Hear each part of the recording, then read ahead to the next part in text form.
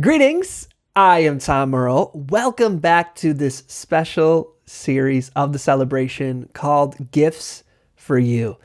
If you haven't yet, I suggest you go back to the very first episode of this series. Not the entire podcast, just this series. That's the first episode that came out in 2022. It'll tell you all about what this series is about. If you don't feel like doing that though, don't worry, my friends. You can jump right in here and still have a great time. Now, just as a reminder, while this intro for this episode might sound very similar to last week's, have no worries. This week we bring you another fresh set of deep, insightful, and meaningful conversations. Today we're going to dive even deeper into this time capsule that we're opening by listening to another set of conversations that I recorded in 2019 just before my daughter was born. And so without further ado, I'll step aside and I hope you enjoy.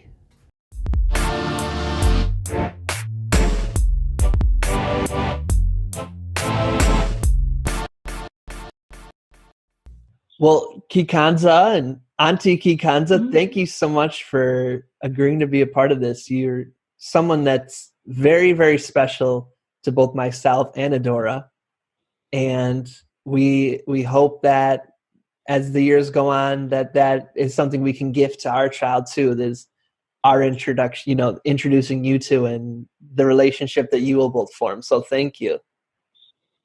You're so welcome. I'm really looking forward to the four of us. Yes. So how we'd like to start, I'm sure that this is an icebreaker that you've never heard of or seen ever in all of your facilitation years. If you could introduce yourself to baby, and when you do, also share what's the meaning or story of your name. Oh, I haven't done that one in a while. So I'm your Auntie Kikanza, and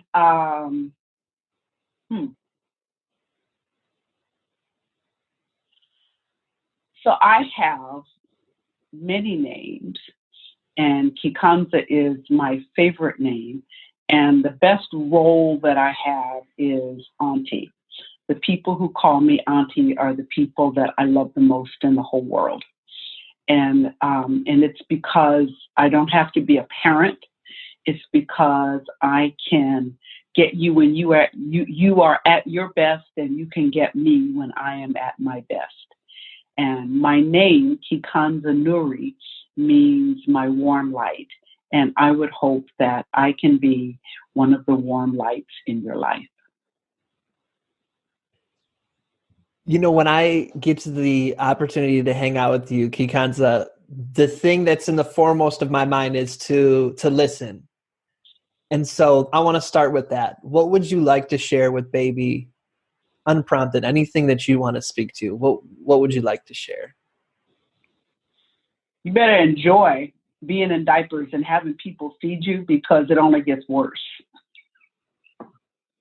So whatever you think is horrible in the moment just gets worse. This is the best time of your life. I love this optimism. It's just Well, not only that, let me say this to your parents in your presence, okay, that your parents don't have a manual. And so they're trying to figure out how to raise you, and you have to teach them. And every time they make a mistake, they're going to have a money to buy you stuff like a menopause Barbie doll, and they're going to have save money, a fund, so that they can send you to college. But they also need to have a fund so that you can get therapy. So every time they mess up, you remind them, put some money in the therapy job so I can get some help. That sounds like a good plan. So, Kikanza, you are someone, in my opinion, who has a calling, and you answer that calling. Could you share a little bit about how you discovered it, or the courage it takes to continue to walk that path, whether it's authoring the books you have or facilitating any of the, the life that you have intentionally and career you've intentionally built?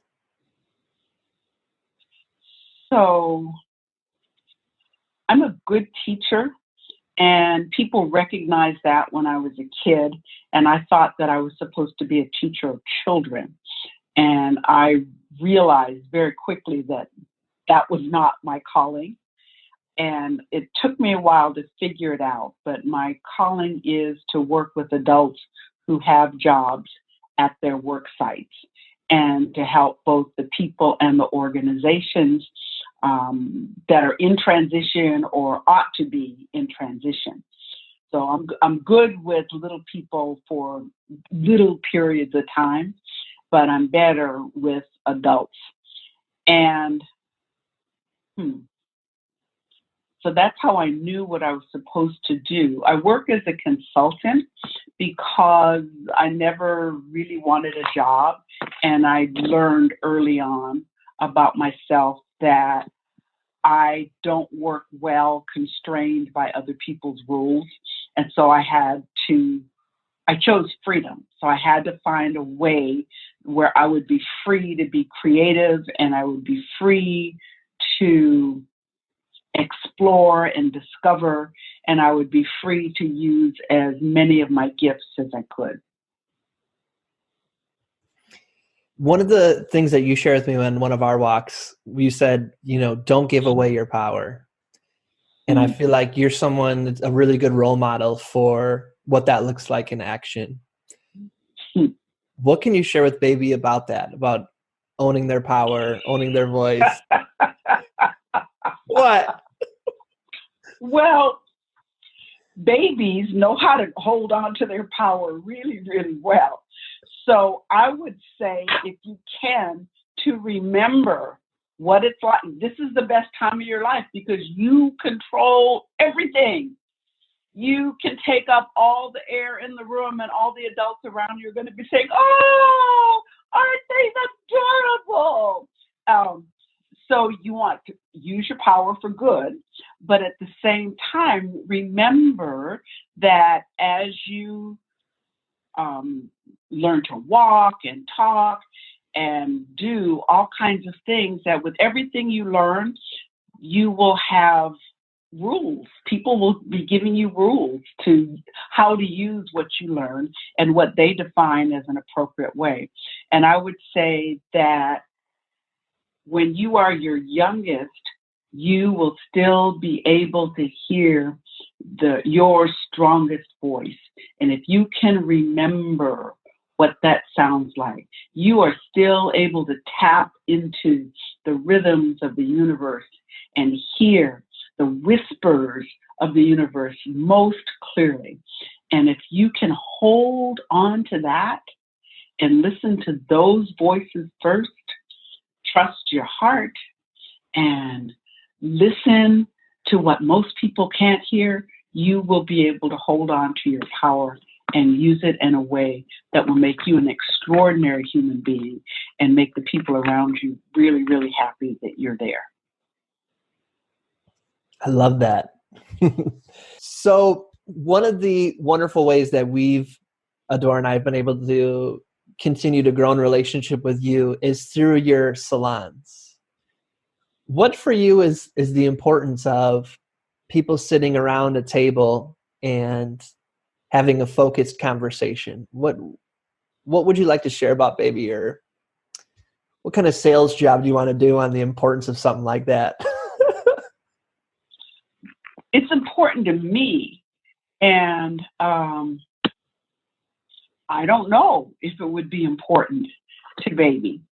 So is this baby, are you baby Earl or baby Nwandu Earl, or baby you got your own name?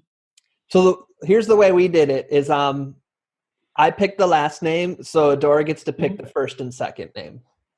So they are baby Earl, and we'll find out what the other two names are. Adora will decide once baby is born. Okay. So baby Earl, I love deep conversations, and I love it when people share who they are. I'm not so interested in what they know. I want to know who they are. And one of my favorite things is long and deep conversations. What is really popular today are short and loud conversations where people impose their opinions or rant about things in the world that they can't do anything about. And I had someone who calls herself my friend say, well, I guess we'll just have to agree to disagree. And I said, oh, no, I would rather that we continue to talk and so that we understand. We don't have to agree, but I really want to be understood. And I would love to understand your point of view. And she said, well, I don't have time for that. So she doesn't come to my salons. And she self-selects out. She's invited, but she chooses not to come. And I have to affirm that that's a good decision. So the salons are a place for people to come and to share and to connect and to laugh and to eat good food and to meet interesting and interested people. Several years ago, a colleague called me and said his son and the son's young wife were moving to Los Angeles, and would I look out for them? I had no idea what that meant. And I figured that he probably thought that I cook every day or often, and I could invite them over for dinner, and I would kind of like be their home away from home. Well, my life doesn't work like that. I don't cook every day, and I don't have a lifestyle where folks can just pop in and hang out. But I felt badly because I didn't have anything to invite them to. And I met them for coffee and I met them for a meal. And I think they were really expecting to be treated, which is part of the privilege and entitlement of youth, which you will probably have as well. And, but I didn't have much else for them. And so I know that they felt badly about it. They felt shunted. They felt rejected. They felt as though maybe I didn't like them. They did not connect with me because I didn't connect with them in a way that was significant to them. And so after they got settled in LA, then they stopped responding to my calls. So, but that has stuck with me because I think it is important to have something that I could invite people to. And so now I have salons, and although many people don't know what they are, and oftentimes folks won't come because they don't know, they don't get what it is, or they don't get what they're missing. But at least now I can say, come, I'm having some folks over for dinner. I would like you to come. And that's what's important to me. So I get to hear important voices. I get to hear my own voice. I get to share hospitality with people that I care about. Thank you for sharing that, Kikanza. I appreciate that. What can baby turn to you for? What question, what can they come to you for? What would you like to put out there? Well, don't come to me looking for a meal on demand. You can come to me for the truth. If you have a question about yourself or about life or about your parents, and you ask me, you can count on me to tell you the truth as I understand it. You can count on me to be a place where it's safe to be who you are, where it's safe to be your most vulnerable self. And then my last question is, what is your invitation to baby? What would you like to invite them to think about, consider, practice? What is your invitation? I think the invitation has already been made. You and Adora have invited this child into the world, into your life. And when I'm queen of the universe, it's going to be difficult to be a parent. You'll have to be licensed, and it'll be difficult to get a license. I would give you and Adora a license to be a parent. And so the invitation has been extended. And what I can say about that invitation is halala, good job, go for it. Kikanza, this means the world to me. I can't wait for you to hang out with baby and for them to get older and for the conversations to evolve and continue and for all of that's to come. So thank you so much. You are so welcome. And I am not the person who wants to hold the baby while they're still pooping in their pants. So I can wait. I am very aware. I can appreciate baby from a distance, and I can appreciate you for loving every single bit, including the stinky poop. But, I've done that. I'll pass. Well, there's lots of people who are going to be around for that stage, and once baby is here, the stereotype of cute won't be around. So I'm glad that they have someone like you around that's in it for the long haul. Absolutely. As soon as baby gets past basic civilization, walk, talk, feed themselves, go to the toilet, I'm in. Okay. Well, I look forward to seeing you soon, Kikanza, and for us to continue this.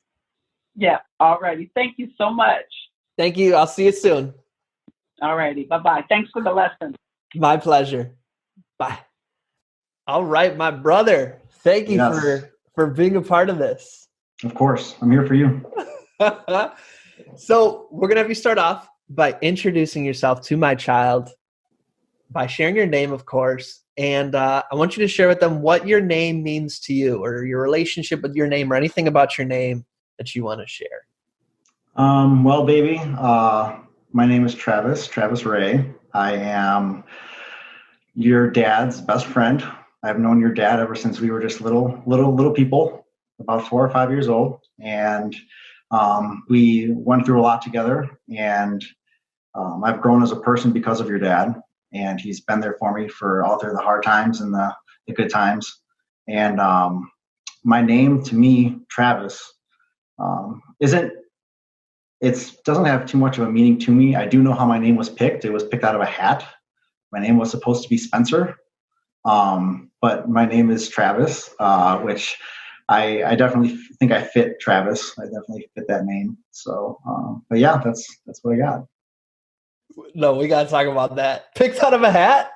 Yes, my name was picked out of a hat. It was either Tyler or Nicole that picked my name out of a hat. So my name there was no really big purpose to my name. Killian, my son, his name is Anna's mom's maiden name.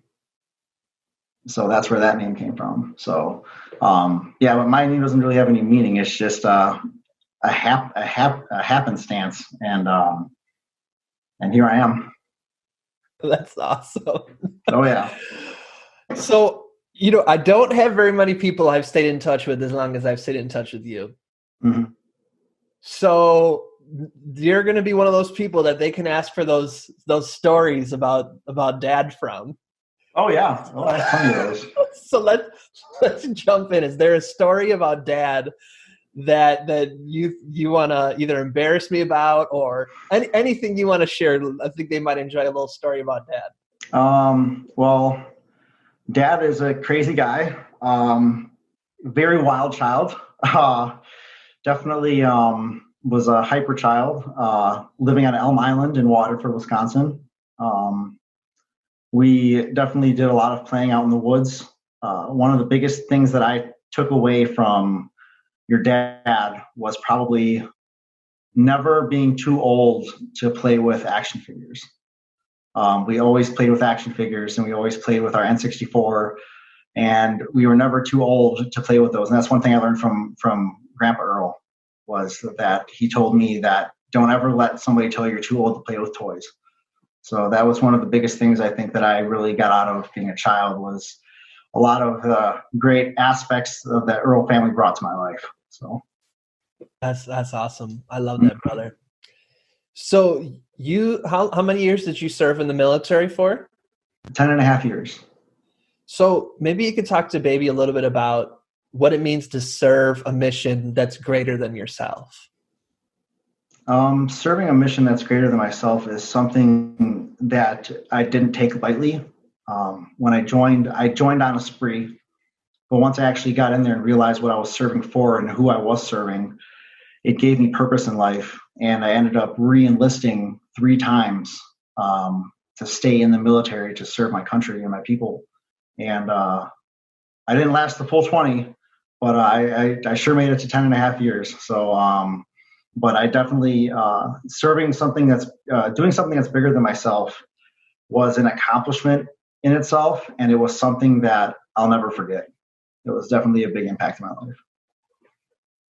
Now, I know this is a different branch of the military. I think it's the Marines that say, embrace the suck. Is that the Marines? No, that's the Army. Okay, that's the Army. That's you. Okay. So Yes. talk to baby a little bit about the philosophy of embrace the suck. Embrace the suck. So there's actually a meme out there about brace the suck. And it talks about how you are in a condition that you have no choice of being out there in the condition.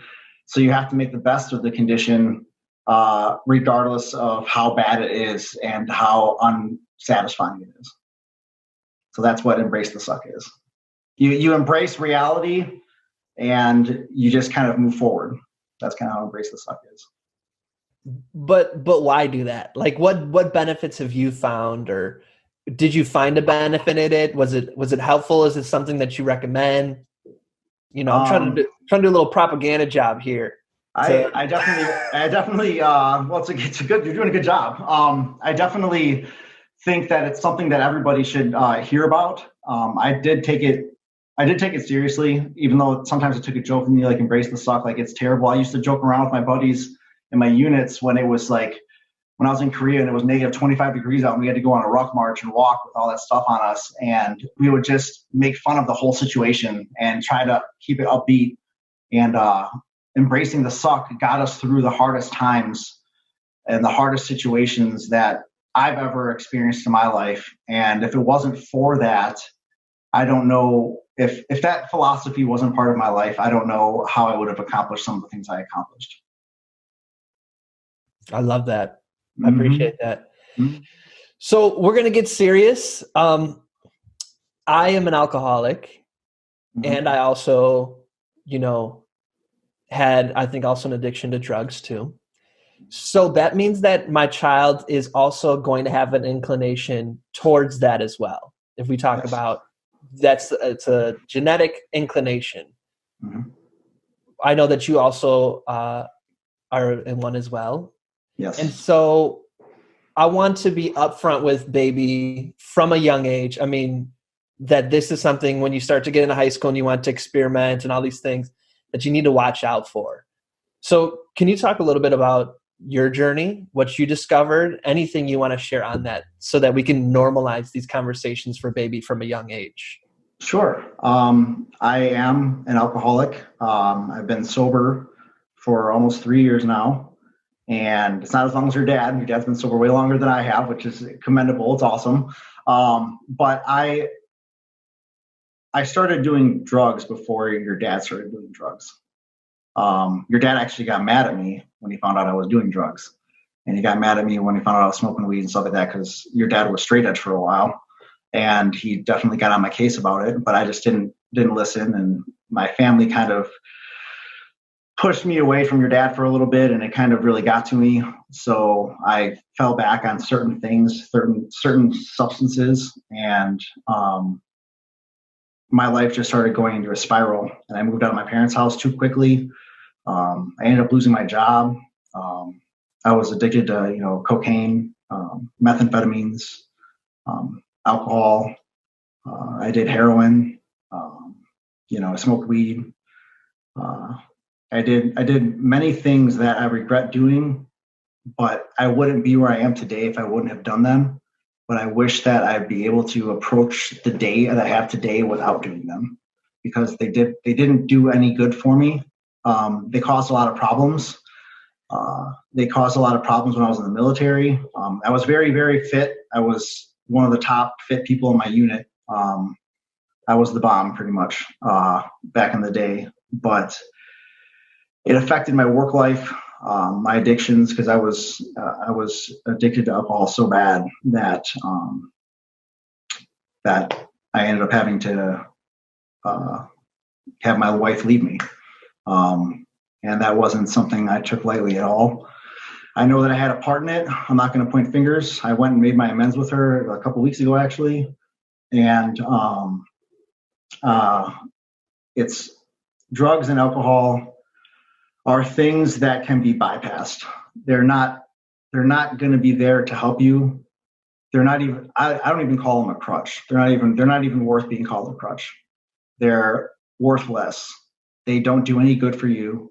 And they didn't do any good for me except to cause harm. And it caused me to hurt other people. And, there were a lot of times where I'd call your dad drunk, not knowing half the things I was saying, or, just being belligerent. That could be hurtful to some people as well. So just the little things, drinking might be legal, but it doesn't mean that it's right. So, and alcohol and drugs are illegal, which they're not right. But just because something is right, like alcohol, for instance, just because something is legal doesn't mean that it's the right thing to do.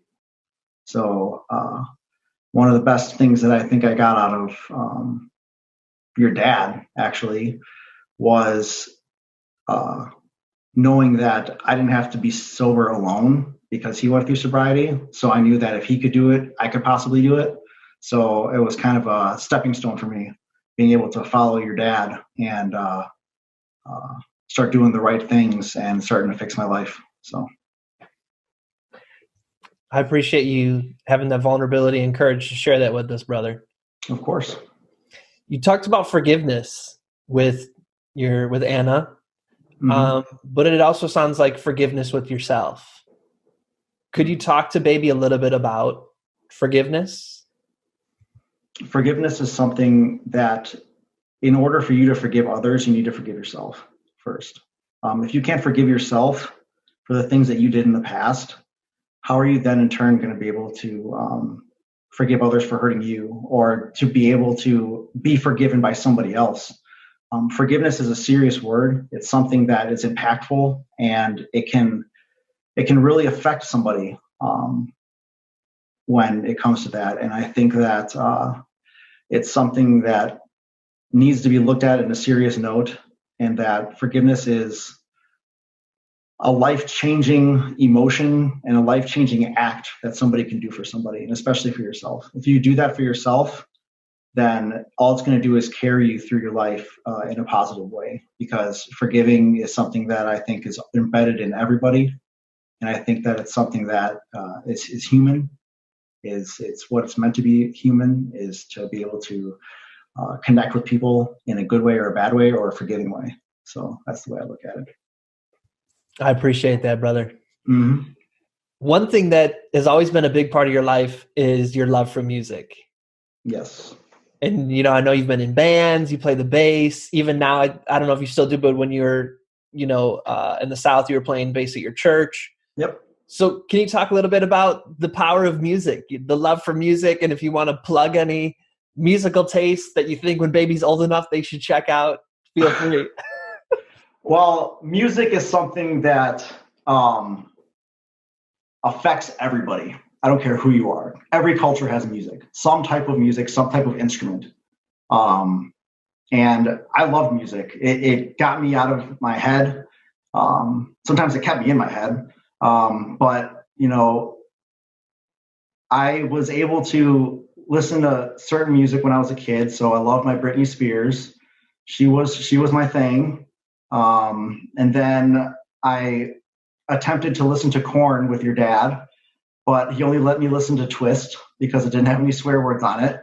And he had all these CDs of Slipknot and all these bands I wanted to listen to so bad. And I started rebelling, and getting into the music and realizing all the genres that are out there, all the types of lyrics, whether good or bad, they all tell stories.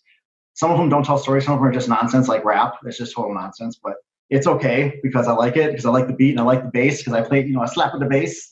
But it's something that I enjoy. It's music. Music has brought hope to me when in times when I was going through hard times, through like my divorce, through the military, through my adolescent years. Music spoke to me, and your dad actually got me into wanting to play music and to pursue that. And yes, I did play bass for my church. I played for over a year. And it was amazing. I actually got to learn a lot about notes and about, besides tablatures, which your dad taught me about online when you could download them for free. You can't do that anymore. I already tried. But I learned how to do notes now and, go through the tunes, and music is awesome. I personally like metal. I still am a metalhead. I still like bands like Lamb of God, Korn, Slipknot, Mudvayne, even though Mudvayne's not a band anymore.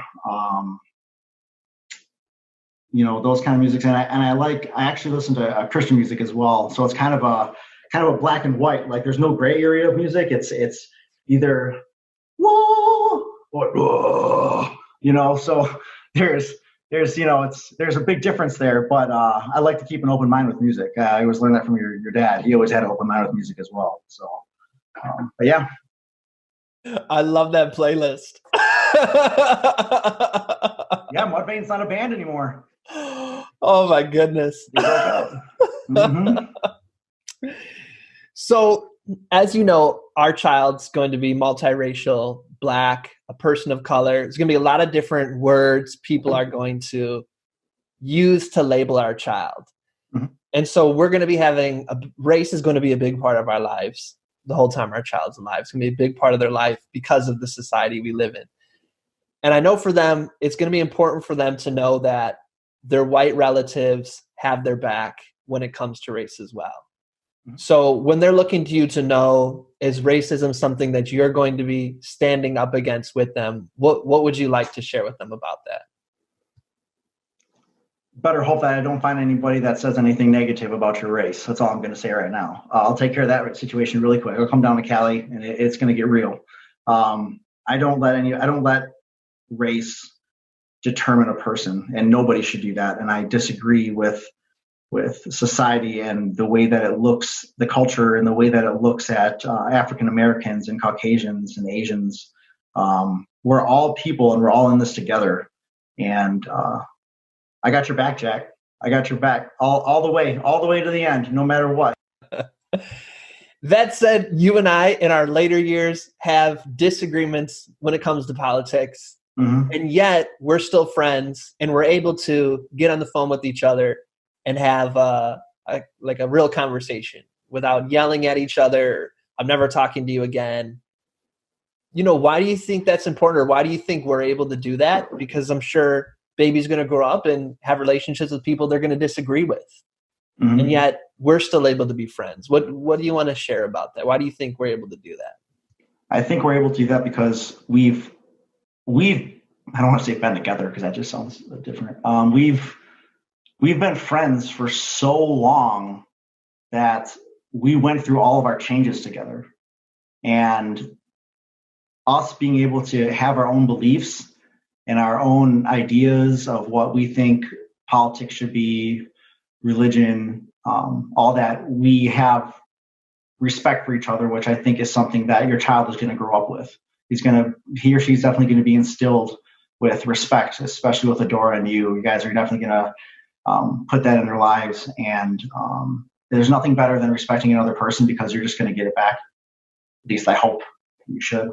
But I think that we get through it because we know that everybody has different points of views. And I'd like to call myself an open-minded person, because I listen to whatever people have to say. Like when you told me you converted to Islam, I was the first person you told. I remember that you couldn't wait to tell me, and I supported you.